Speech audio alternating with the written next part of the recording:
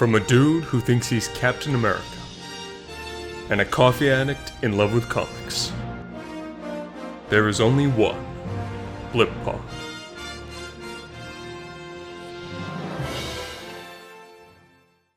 Hey guys, and welcome back to another episode of the Blip Pod. Today we're having a super special series of videos for you. So the continue ongoing series, we will have Fictional Death Battle Fights to the Death. I'm Nolan. And I'm Joey. And this is a new kind of thing we're going to do on the channel. We're going to give it a test out, see if you guys like it, and let us know. We have made a bracket, and we're going to be facing some of our greatest fictional characters that we think from a bunch of different things, so they're not all from the same universe. And we're going to be putting them against each other, and basically be doing March Madness, Fight to the death. Fictional style. We got to fill that void that the lack of bracket-based competitiveness has left us for the last little bit, and we filled with this. Mm-hmm. What do we have? 32 people total? We should. Let me do a double check. I think we have... We kind of broke it off into two sides. We're going to do a west side and an east side of the bracket, and today we're going to do just the west side of the first round, and then their next episode will be the first round of the east side of the bracket. Yeah. So keep in touch. We're going to be posting on our Instagram and Twitter and Facebook polls, and then we'll get your guys' opinions. Okay, without further ado, ding ding, round one. For our Anakin first matchup. Versus Wolverine. I will be taking the side of Wolverine for the most part in this, and Joey will be taking the side of Anakin. Alright. Well, to start it off, we're having Anakin at his peak. Let's just say right around when he's fighting Count Dooku in Revenge of the Sith when he kills him. So let's just say this is peak Anakin. And basically his powers, he's force sensitive. And within the entire Star Wars universe, he's basically like one of the strongest within the Force because he has the highest midichlorian count. He's also the chosen one too. So he's... I'm not sure if this was legit canon or not, but he was made by Palpatine. Do you know if that was canon? Recently, they said it was uncanon, but then they said it was canon. Right now, it's a very big gray area. Okay, well then let's just pretend like that doesn't matter, because either way, he has the highest M count. Yeah. So, and then also he's one of the most skilled swordsmen too. So he's very dangerous both within the Force and in just hand-to-hand combat. And in Clone Wars, the episode he's with the father, son, and daughter, he literally manhandled the daughter and son, and they are both embodiments of nature of each side of the Force, and he literally just basically made them his bitch. Yeah. But the only thing that shows he has that potential, but he also doesn't remember that, as his memory was erased from that moment, so he doesn't remember using that much power, which was highly motivated within his friends dying. So Anakin really doesn't show that pure strength unless he's motivated with basically his emotions and people he loved, which also could be a weakness for him, as we saw within the movies. But for the most part, he is super powerful. Okay, so now I'm going to do my four things. Just in general, we've kind of broken it down by power, weakness, their durability, and then villains are kind of our four main categories. Okay, so for my bit of a case, I'd say Wolverine. For powers, we've got unlimited regen, adamantium bones, superhuman strength, speed, and abilities, like smelling. I don't know why that would come in handy, but he could. Weaknesses is, and we looked this up, and this is courtesy of Nerdist's kind of breakdown of can lightsabers cut their adamantium.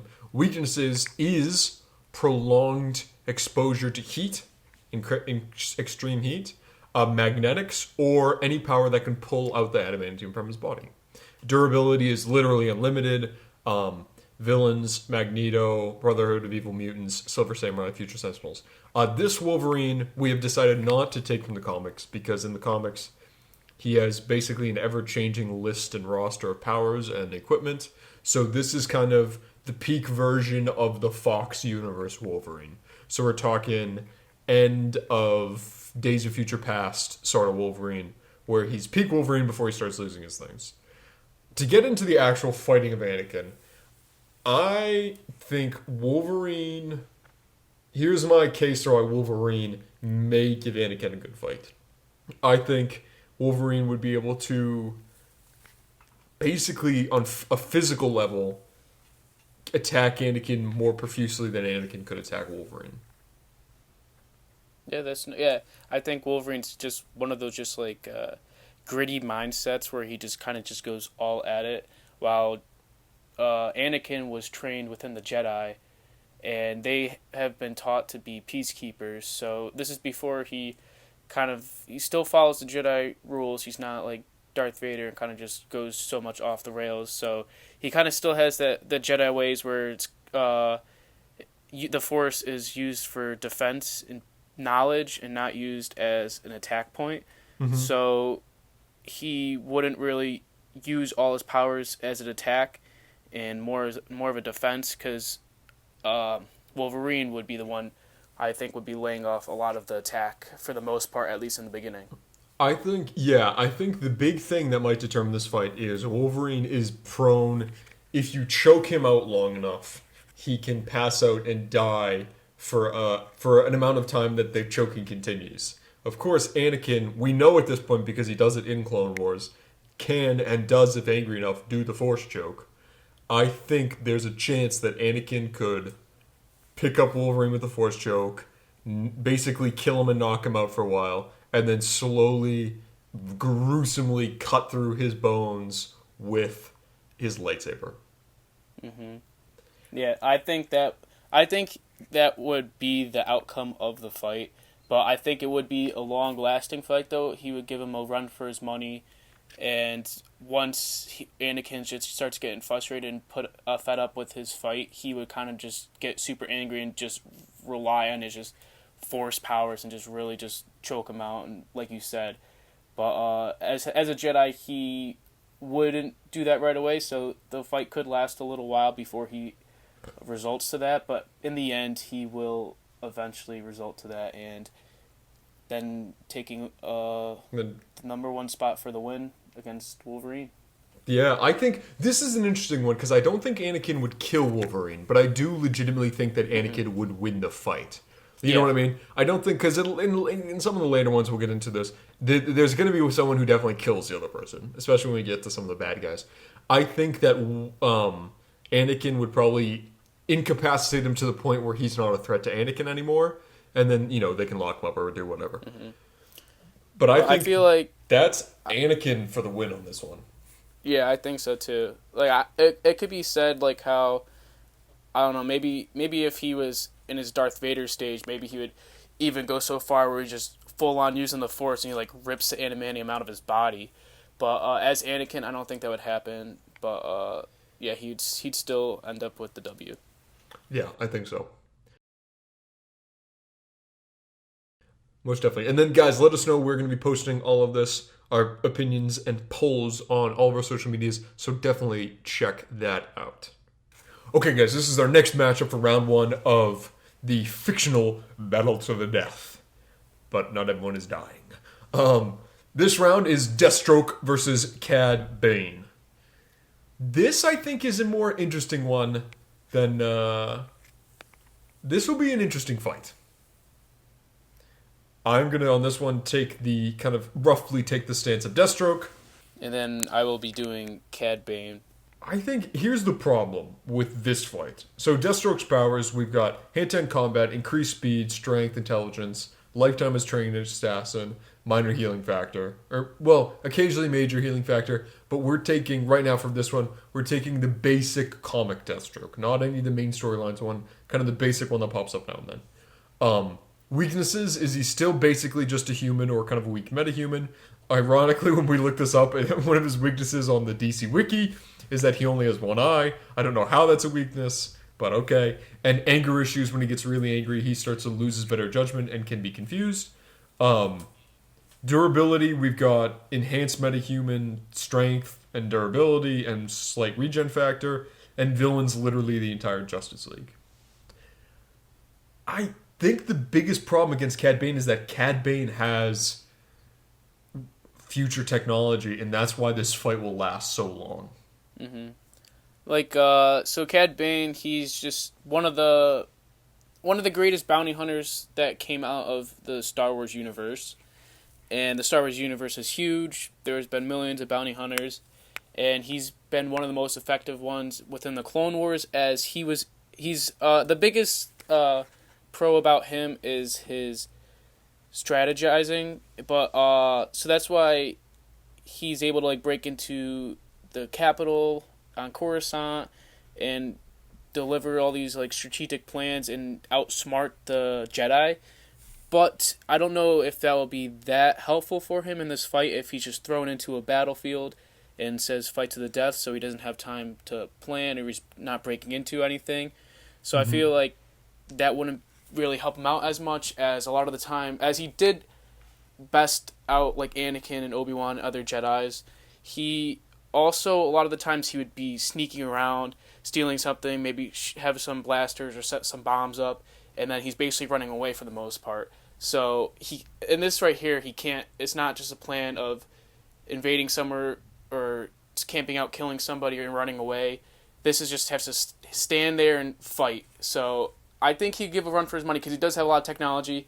He still is smart, and he does have some hand-to-hand combat skills, as he was able to hold off Obi-Wan for a while within a lightsaber battle, as he kind of knocked out Anakin once and stole his lightsaber.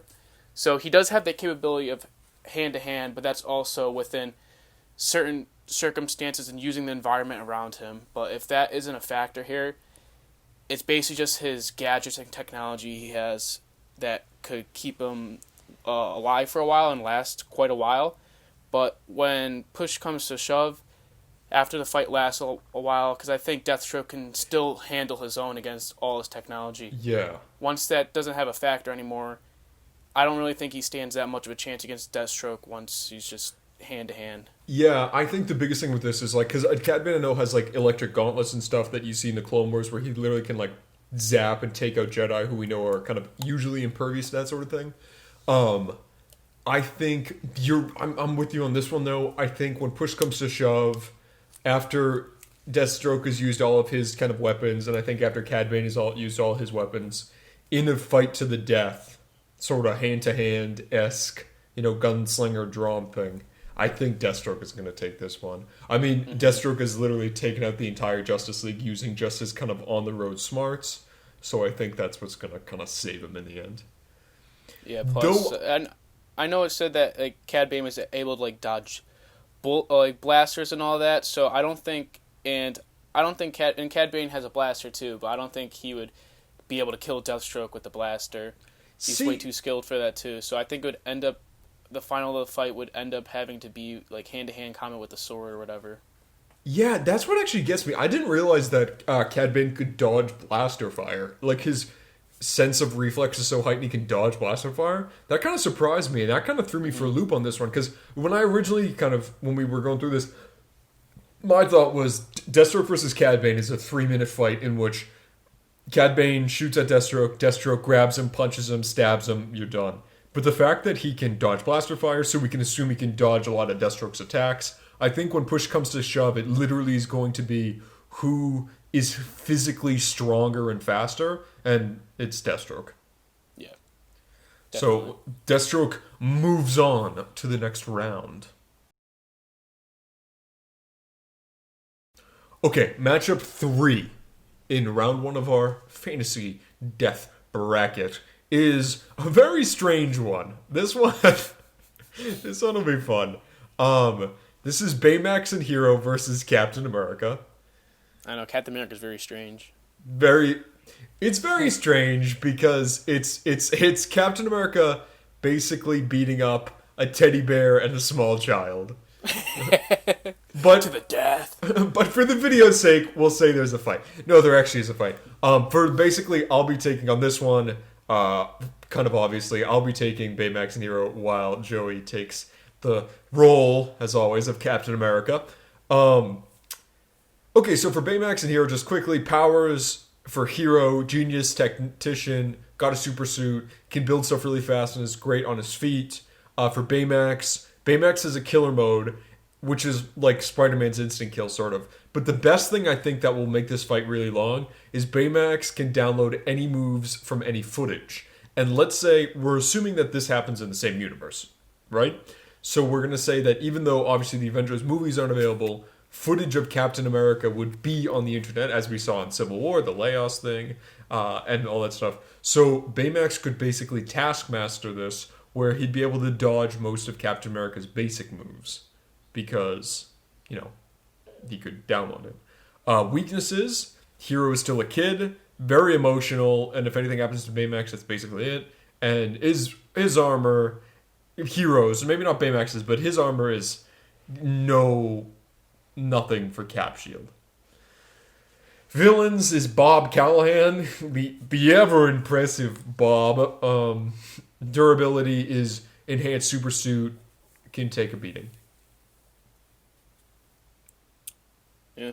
So is that it for Baymax? That's basically it for Hero and Baymax. Right. This is, to clarify, this is end of Big Hero 6, sort of the TV series, kind of peak Hero and Baymax. Mm-hmm. And then the Captain America I will be talking about is not from the comics, nothing from the comics, just strictly MCU, and this will be Endgame Captain America right before he gets Mjolnir, so he doesn't have Mjolnir or the power of Thor. It's basically just everything else with it before that moment in Endgame. So basically his peak power before that. So basically Captain America, he just heightened speed, strength, durability, immune to like any disease, and he's basically just, I guess you would say, just like a super soldier, and he's one of the best hand-to-hand, besides the within the MCU right now, he's the best hand-to-hand combat person within the entire MCU, and he basically like never loses a fight, and for the most part, he does have a shield too.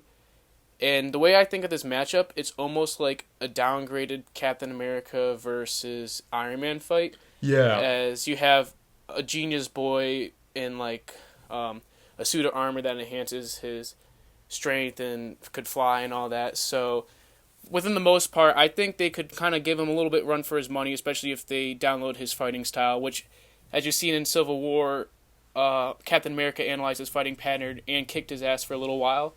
But then the best thing about I meant Iron Man. Who did I say? Oh, Captain America. That would have been a better fight. Captain America versus Captain America. Yeah. Well, we saw that in Endgame, but yeah, I meant that's true. Iron Man. That is true. Yeah, Iron Man analyzes Captain America's fight pattern and ends up kicking his ass for a little while. But as you can see, after that happened, Captain America's best quality is that he can do this all day. I know.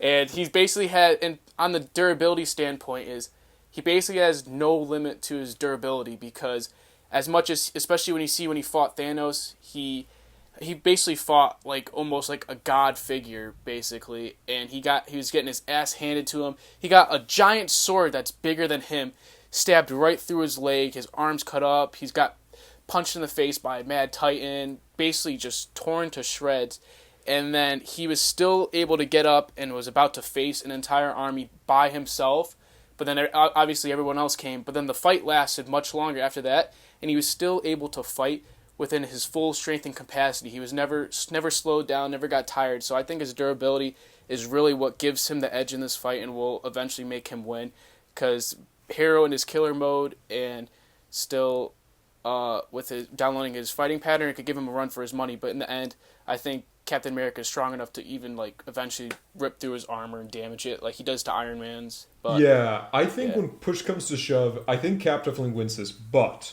I think Baymax is slightly better than Iron Man. Where like Iron Man, it was his AI downloads the stuff, but then he has to do it. Whereas Baymax can like instantaneously match.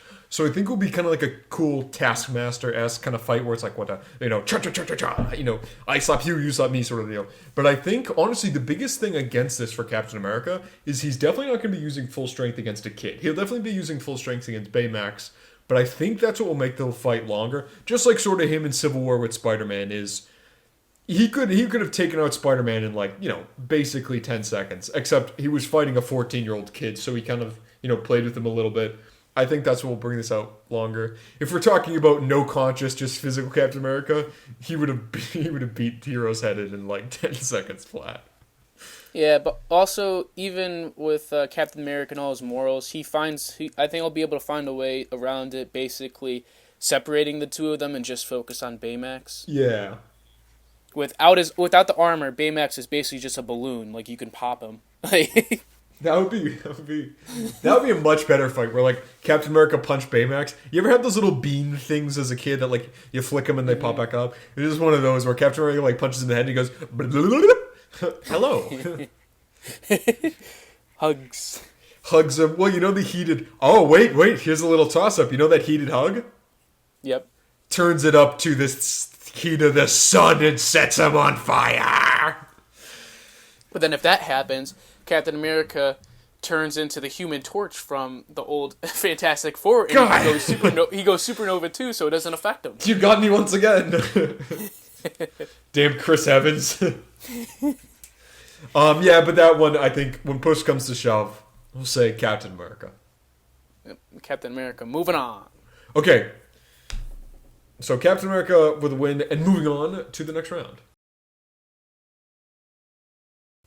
Okay, here is the fourth match in round 1 of Fictional Battle to the Death. Darth Vader versus Raven, specifically Teen Titans TV series Raven. Now, this is not Teen Titans Go, this is the height of Raven at the Teen Titans TV series. We chose the TV series in particular because, again, like a lot of other people in the comics, her powers vary from nothing to godlike, so we decided that this was kind of a happy medium. Darth Vader is basically, he's Darth Vader. I don't know. The man who needs no introduction, literally Darth Vader. This is interesting. I will be taking kind of the stance of Raven while Joey takes on Darth Vader. Mm-hmm. Do you want to introduce Raven first? Yeah. So Raven, the powers we're giving her is all of her magic powers she has in the Teen Titans show. We won't go into all of them because there's a whole list of them. Things like teleportation, creating some constructs, magical stuff, talking, creating clones. Particularly, what I think is going to be the big one is this soul piercing thing where she can go into someone's head and look into their thoughts and they see her in there. And we'll get to that in a little bit. Weaknesses is emotional instability. She has 2 weaknesses. One, emotional instability, which is power fluctuates on how she's doing, how she's feeling. And then the other one is she can get tired after a great exertion of power. Villains, we got Trigon, who's literally like DC Satan, so that's pretty impressive. Durability, again, as we said, pass out after God mode, but also can be hurt if caught off guard or with extreme force out of nowhere. What do we got? What Darth Vader are we talking about here, Joey? So let's just say this is Darth Vader right before New Hope, like after he basically went on his hunt and killed so many more remaining Jedis that are in hiding. So he's basically peak Darth Vader power, and this is basically, you could say, I'll compare him to Anakin right now. So it's basically he had full scale level Anakin, except his Force ability is heightened even more, and he's much more powerful within the Force than Anakin was, as he gave into the dark side and he strictly relies on the Force a lot more than Anakin. But his fighting and mobility is not as good as Anakin's, though, as all his limbs got cut off and his mobility is not as good as it used to be. So, but this honestly is probably more of an advantage. I like that. His mobility is not what it used to be. Yeah. Getting 2 of your legs and your arm chopped off will do that to a man. But honestly, that it's not as important for fighting a foe like Raven, because hand-to-hand combat isn't something he'll be wanting to do against her, and relying more on the Force is his best option, which now he is more powerful as Darth Vader rather than Anakin. So I think it would be interesting to see how much his Force powers can affect her, especially if she can get tired out, especially when she goes into like her full god mode. It basically drains all the energy from her, and Anakin can use his force powers, like his force choke or whatever he needs to do, and he could take big blows. Like as you can see, he'd taken a lot from the Emperor, and when he fought a bunch of people like his apprentice, Star Killer. Oh, like, yeah. He had very strong force powers, but he was Darth Vader, I meant, was able to withstand all that great energy and force thrown onto him. I'm sad that so that's not canon anymore. Just on a total side note. Oh, yeah. Oh, it's not? I thought it was. No, that's kind of in part of them. We'll get to this in another episode, but they kind of rebranded, and that's not canon anymore. But he does. He has fights with a ton of Jedi and the Inquisitors, so your point still stands. Yeah, so he basically has a lot of durability, even though his limbs are basically robotic, but he still is able to withstand a lot of energy and force. I think what this will come down to is I think even though Raven has insane magic abilities, I think Darth Vader is so in tune with the Force, because not only is the kind of physical stuff like choke and push, but he also has all the kind of mental stuff that he can do now that we see in like the comics and the VR game where he can like tap into this other side of the Force and we can see all this shit. I think the biggest thing this will come down to, and why I think Raven will win, is actually the soul piercing thing. We see this in the comics, we see this in the VR game, we see this in a lot of the back stuff. Darth Vader does not do good when he goes into his mind. Like whenever he's kind of doing they have a lot of kind of spiritual journeys in the comics, and the minute he sees Padme and he sees the apparition of Padme, he's greatly weakened and loses kind of all of his tactical genius. I think if Raven goes into his soul, pops around in there, shows him images of Padme, kind of tortures him with that, he'll lose focus, he'll lose his grip, and though he'll get momentarily stronger because he's so angry, I think that the kind of off-balancedness will let Raven overtake him. Mm-hmm. Yeah, I honestly also think that within the end, Raven will eventually beat Darth Vader, but I think he will put up a good fight considering they have the Night Sisters within the Star Wars universe who are also very like dark magic based and have a lot of powers, and bunch of Jedi, and I think including Anakin, he came across them before too, and people were able to withstand them, and they were actually General Grievous and the droid army were able to basically wipe them all out too. So I think Anakin, with the knowledge of the Night Sisters, can stand a chance against someone like Raven and her powers, but I think Raven's powers are more advanced and more powerful than the Night Sisters are, so within the end, I think Raven will take the win over Darth Vader, especially with that power, like you just said, taking over his mind and basically just showing him his past and really just disrupting his mind and his mindset and basically just making him vulnerable. Torturing him with images of Natalie Portman. He's going, why? Why did you die of sadness? This is what you get. Can you not see? We're all dead. We're all dead. Can you not see? Yeah, so I think, taking away from that, I think Raven is a definite win here. It's interesting to see, and I've noticed this as we kind of go through, a lot of people with magic win, but not for the reasons I originally expected. My original expectation for people like Raven, or later in the bracket we have like Doctor Strange and stuff, my original reason for thinking they would win was, they can just, conjure up whatever the heck. But honestly, I think, especially with the Darth Vader stuff, I think it's a lot more mental. Like, I'm able to go into your mind, I'm able to literally mentally torture you, and that's a horrible, horrible way to think about it, but that's kind of the way to do it. Pro tip, if fighting Darth Vader, develop magic powers which let you go into his mind. Then show him images of his dead wife, maybe make out with his dead wife, and then he will be very sad, and then that will be it. But, okay, I should clarify. Make out with the imaginary construct of his dead wife. This is a PSA from the Blipbot today. Please do not kiss a corpse. Thank you.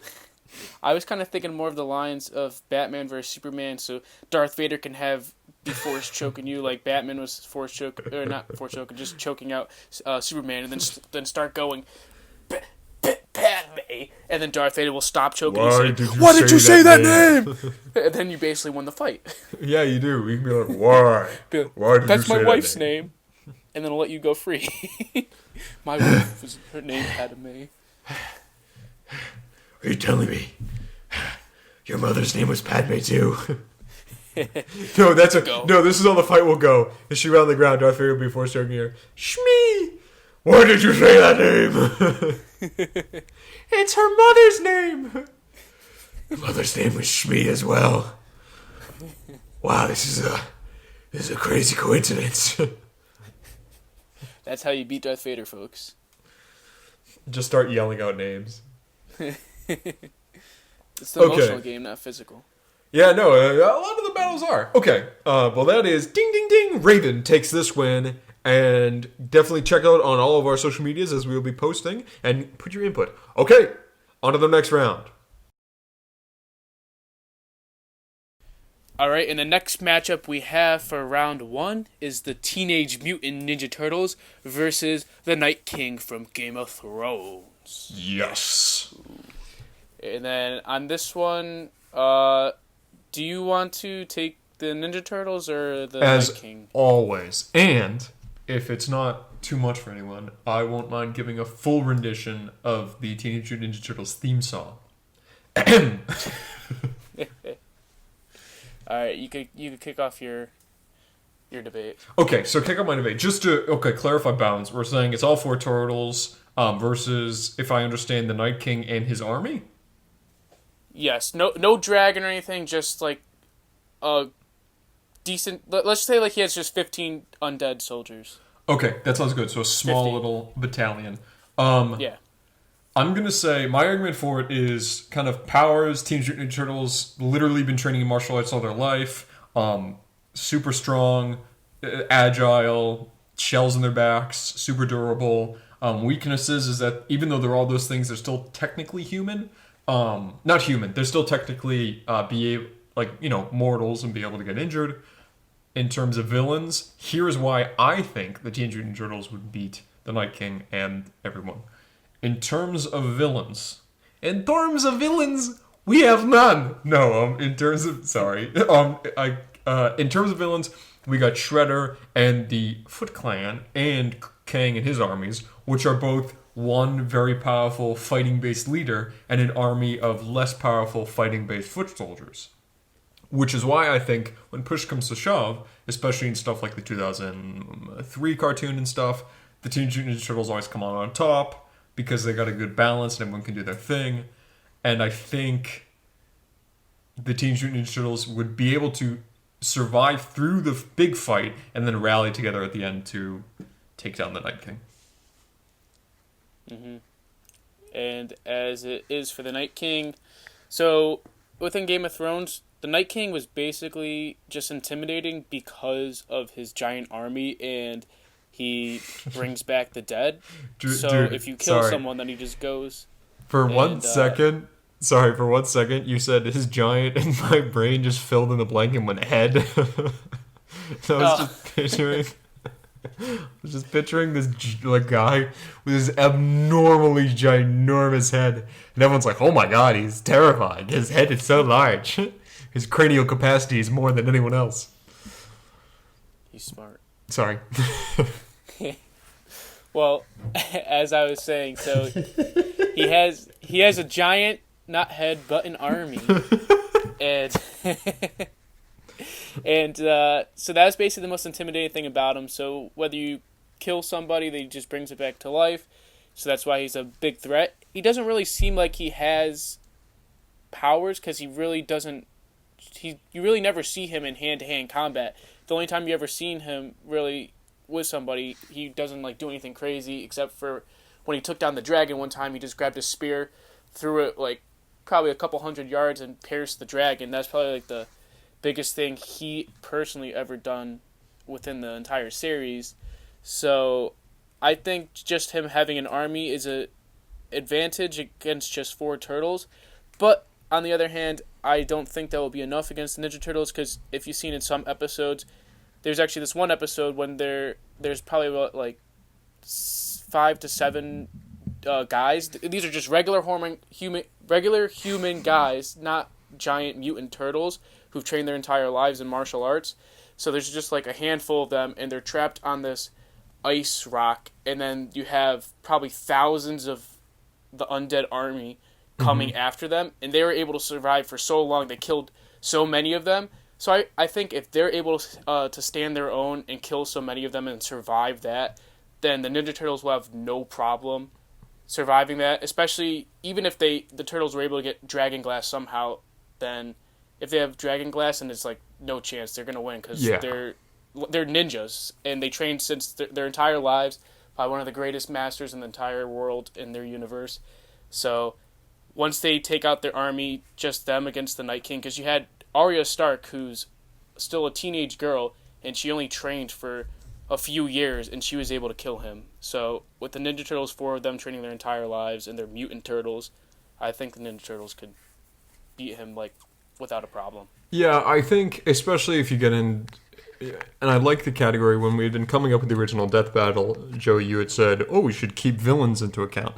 And at first I was like, oh yeah, that's a pretty good idea. And then later on I realized that that's a really good indicator of like who they'd be able to defeat. Because I think if the Ninja Turtles can defeat someone like Shredder, if they can defeat someone like, I like how we're talking about this so like Professor Lily. Well, if the Ninja Turtles can defeat Shredder and Kang, but if they really could, it's honestly everyone else is kind of a pushover. Well, especially the Krang, because the biggest thing about the Night King is his army. The Krang has a giant army too, but they're high-tech aliens with a bunch of like robots and stuff too, and they're able to beat them. So if they're able to beat the high-tech aliens, then just like an undead army should be nothing compared to that. Yeah, so I think, Teenage Mutant Ninja Turtles win that round? Yep, I think they move on to round 2. Awesome. In that case, let's go to the next match. Okay, let's get ready to rumble. It is round 5. Match 5 of the first round of Fictional Death Battle. This round, the Doctor from Doctor Who and Maui from Moana. Who will win? Only you decide. Right after this short break, we'll get to it. Right after this, and next from our sponsors. Toothpaste. Are your teeth yellow and gross? Well, we've invented a new thing. It's called toothpaste. You put it on and you don't look like Johnny Depp from Pirates of the Caribbean. Unless you drink rum. Yes. Then you're screwed. And you're screwed. Pro tip, don't drink bad rum. And on to our next sponsor. Bad rum. It's really good for you. Don't listen to those horrible ads telling you that bad rum will make your teeth turn black. All the cool kids drink bad rum, and don't you want to be a cool kid too? Exactly. This is taking a bit of a detour. Let's get back into our fight. Now that our message from our sponsors. Doctor. Okay, I'm a huge, almost lifelong Doctor Who fan, so I will take the the Doctor side. And take Maui. As a huge, lifelong Moana fan, Joey will be taking Maui. It is crazy that you've grown up this fast. I mean, 5 with a beard and this voice? I'm impressed. Oh, I know. It's kind of crazy. No, I think... Okay, so Powers of the Doctor... Okay, for people who don't know Doctor Who that well, we're going to say he or she, depending on which Doctor you are, is a Time Lord from planets Gallifrey, enhanced durability, sort of enhanced speed, incredibly enhanced brain power. We are actually going to say the 12th Doctor, not the 13th, because in the newest season they revealed that they're basically immortal. So we don't want to really do that because that's a little bit iffy. We're going to say, if killed, gets 1 regeneration into new body. In this fight, gets 1 instance of time travel, enhanced durability, but can be killed. What do you got for Maui? So Maui is a demigod, so I guess you could think of him like Hercules, where he has godlike powers and he could live for a long time, but he has the capability of being killed, though. So he basically has the powers of just like super strength and all that of just like a normal god, but his main powers comes from his hook that was given to him by another god, and that hook basically gives him the ability to transform into super like animals, but like too extreme. Like instead of a hawk, it's like a giant hawk, and they're actually super powerful. So Transformers, Dwayne Johnson in disguise, basically. And he fought plenty, just like I guess he kind of like has like the story of Hercules, how he just kind of fights all these monsters and saved like all these lands. He was just the hero, everyone loves him, and all that. So he has the capability of fighting god-like monster creatures. So that gives him a huge advantage. So he has a lot of experience, and I think his number one power is the power of singing, as he likes to break out in song and really distract people. So I think that is probably his number one power that has a huge effect on the fight. We just a little background, little behind the doors of Little Blip Pod here. We did some research for this, and we were looking at Maui powers. And honest to God, I forget what website it was, but on one of the wikis, I listed it was like powers and abilities, and it was like Maui's power. What was it? Can induce singing-related hallucinations. And I was like, so wait, you're telling me that every time he sings, people see cartoon coconuts? That is amazing. Here's what I think this fight comes down to. This fight is more a battle of... They're both good guys, and I think they both fight for good. But this battle comes down to kind of outsmarting. And I think Doctor Who, the Doctor, will win this. I think if we give him one time travel, he can go back to like Maui's past and becomes friends with Maui when he's a kid. He's done that before. Even if Maui kills him once, just regenerates into a new body, and then is basically... They do this in the TV show a lot, but once you regenerate, you're invincible for like basically 15 hours. So that's the thing you can do. I think Maui will put up a physical fight, and Maui's surprisingly sneaky, as we see in the movie. And like, not in a malicious way, but you know, he's never dumb, which I like. Mm-hmm. So I think that'll be interesting. But I think in the end, if we're saying that being able to talk someone down is winning, I do legitimately think that Doctor Who, the Doctor, could talk down Maui from fighting. And you never know. They could oh wait, they maybe could team up. And then the Doctor and Maui would become time-traveling companions. I thought they were going to be like a time-traveling barber quartets kind of deal where they just go around singing different times. It's one very angry Scottish man, and then one Dwayne Johnson in a time-traveling phone booth going, oh, I don't know. I see what's happening here. You're faced with greatness, and it's strange. You don't even know how to feel. But I think, honestly, if he does use that aspect of time travel in his advantage, I think he would use that time travel to go back in time and stop him from ever getting that hook, because a big part of his powers is that hook, and he feels, because as you see in the movie, when his hook was broken, he felt defeated. He just like kind of gave up on life, basically, because he felt like that was all his powers. Without that, he can't transform, and he felt basically useless without it. So without that hook, I think that's a big advantage for the Doctor with it physically wise, and also mentally, as that kind of deprives his confidence. Yeah, Maui quits pretty easily too, so I think without the hook he might just quit.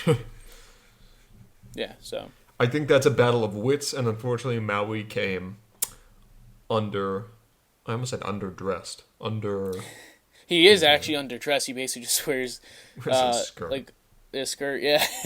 Another one of my favorite powers of Maui is what was his power? Ah, yes, sentient tattoos. Don't know what the hell they're gonna do, but okay.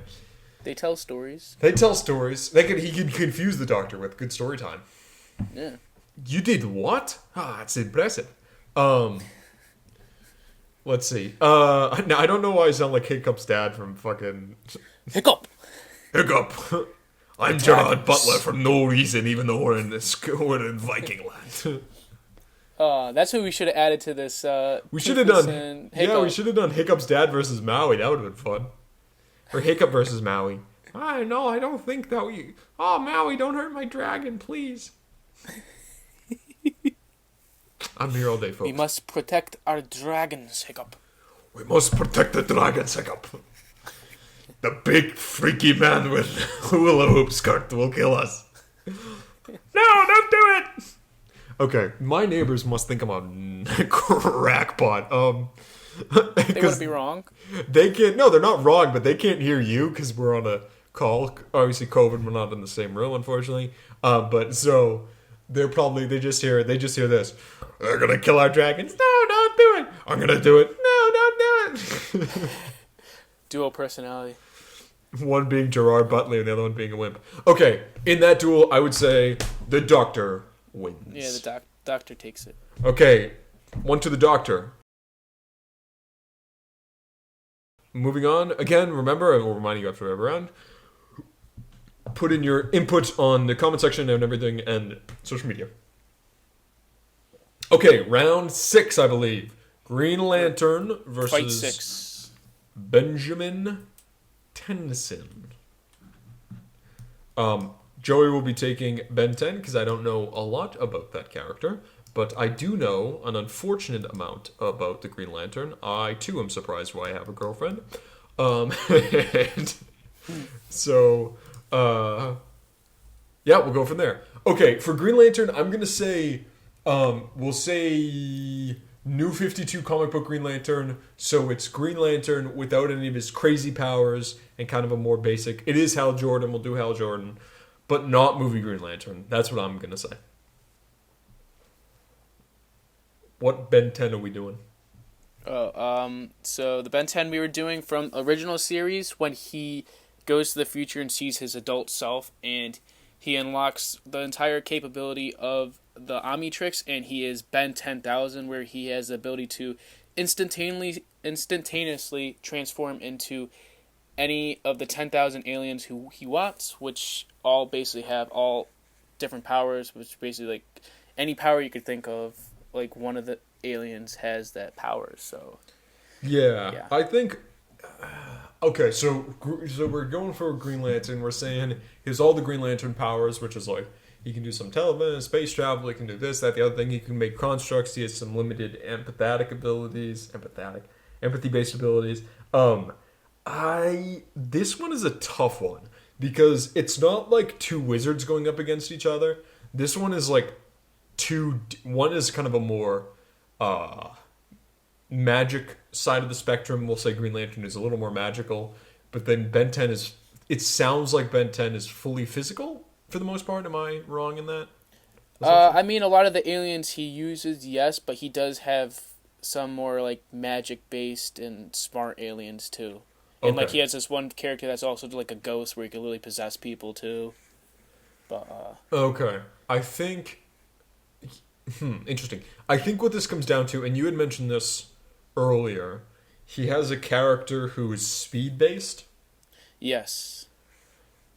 I think so. Green Lantern in the comics as a thing where sometimes his ring is not good against the Speed Force. So we'll say that if it's in the same universe, whatever the character, Accelerate, I think I'm looking up on my phone right now. Accelerate apparently is the alien's name. Haha, hilarious pun. It's spelled XLR8. But I think that he'd be able to get around the Green Lantern's defenses and probably use some sort of alien to knock him out afterwards. But I also think this is also an interesting battle, mostly because both of their powers come from foreign alien devices, as that ring came from space that he uses to get his powers, and the Omnitrix is a device that came from space too, that gives him his powers. And there has been times within the show where he had problem with the Omnitrix where it stops working or something interferes with it that could cause problems. So I don't know, maybe if Green Lantern could figure something out about that could disrupt him using the Omnitrix. But yeah, I think that. But I feel like for the most part, he probably wouldn't know what to do to disrupt that. Maybe he could put up a good fight and kind of put stuff around that using the ring, because he could basically think of whatever he wants to put up a good fight. And Ben 10 probably would not know about like the Speed Force thing and kind of disrupting his ring. So that might be something just like that happens later on by an accident. As he's using all his other characters, like his strong characters or aliens, and he realizes that he's putting up a good fight against them, then maybe resorts to the speed guy later on, and then he realizes, oh, this is working now. I think this is a long fight. This one is one of those ones where it could honestly go either way, because you're right. I didn't think about that, but Green Lantern could hypothetically like create something in the Omnitrix, and blow it up of some sort. But I don't think he would know to do that. And I think that whoever wins, it would be more of an accident. But based on the amount of people and powers that Ben 10 apparently has compared to the Green Lanterns, in comparison, relatively basic powers, I think that it will be a very long fight, but Ben 10 will probably win out in the end. Mm-hmm. Especially he has aliens where they're like extremely, extremely smart, where he could kind of turn into that and then kind of drop a plan and figure out ways to beat him with that, and then turn into the other aliens to execute those plans. And yeah, I mean, I actually didn't even think of their similarities. Yeah, ring goes to Earth, bracelet goes to Earth. Huh, interesting. Mm-hmm. They could sue. I think, but yeah, I think Ben 10 for the win here. Mm-hmm. Ben 10. Yep. Okay, so that's Ben 10 round. On to the next round. Well, next fight, same round. On to the next fight, next round. I keep doing that. It's not pulling up. Okay, this one. Oh, this is the last one in round one. Of this. Well, what is this? The west side of round one. Yeah, are we in West? Yeah, we're in the west side. West Philadelphia, born and raised on a playground is where I spent most of my days. Okay, we got Aang versus Shifu. From Kung Fu Panda. Kung Fu Panda versus. This is a good matchup. Both kind of Western-based. Sorry, not Western. Eastern-based characters. This one. Ooh. Okay. Aang obviously is the Avatar and can eventually hit the Avatar state. We'll say this is kind of like young adult Aang. So he's the Avatar. He's not kid Aang that we see in the show, but he's not the like godlike Aang that we occasionally see flashbacks of in Legends of Korra. What would you say? Where is Shifu at right now? So I'd basically just say this is probably. Well, even in Kung Fu Panda, Shifu's obviously old, and he's the master, and he's still super powerful and could take down any one of his students still. And I think I'd go with that one, just because obviously he's older and maybe not be as much of a physical state, but I think his knowledge is more advanced, and I think his knowledge is what of like the chi and the fighting styles is more of an advantage than physically, because he is super small, so I don't think physical aspects matter. It's more of just knowledge of fighting. Yeah. And so basically he is super fast. He's like very strong with the chi, and he could actually has paralyzing nerve strikes that could block chi. So I'm wondering if he could use those nerve strikes to potentially paralyze Aang away from the Avatar state, so he can't connect with his chi, which gives him a great advantage for a little while. And he also has the Wuxi finger hold, which you've seen in the first Kung Fu Panda, which is super, just like a pinch of the finger, and then you flex your pinky, and it basically just destroys his enemy. That would be. I think. So, and we've got the Avatar state, which takes him a little bit to get into. Once is the Avatar, I think he probably would wipe the floor with Shifu. Oh yeah, definitely. I think I think it's a pretty good fight until the Avatar state. Then Shifu has no chance. See, Shifu is known to, and this is in the movies and in some of the stuff, he can stop chi. Mm-hmm. Which, as we've seen in Legends and Korra and stuff, stopping chi can kind of limit your powers for a little while. Not permanently, but, kind of. So if Shifu uses stopping chi, they're basically hand-to-hand. But I think hand-to-hand, they'd be so evenly matched that then Aang would get his powers back. And, bada bing, bada boom. That being said, I would like to see an alternate version of this fight where Shifu grabs his pinky and literally disintegrates a child to dust. But I also think him being small and very fast and shifty plays an advantage with his hand-to-hand combat. So I honestly think just hand-to-hand fighting, Shifu would beat Aang, but then once Aang uses his power, like the airbending, like his bending powers, then that would give him the advantage over Shifu more. But I think it would take a while for him to actually use that effectively because Shifu is just super fast and shifty. So like if he's like using the water attacks on him, he'd probably dodge a lot of it.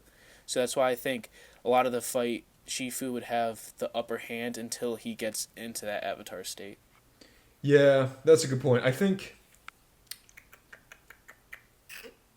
Yeah, no, I'm with you. I think it's a long fight. It's a drawn out fight. A lot of witty banter and comebacks. But Dustin Hoffman as a red panda fighting a small bald child. But when push comes to shove, we have to decide a winner. And we decide it was us, the fans, all along. We have the power. I got the power.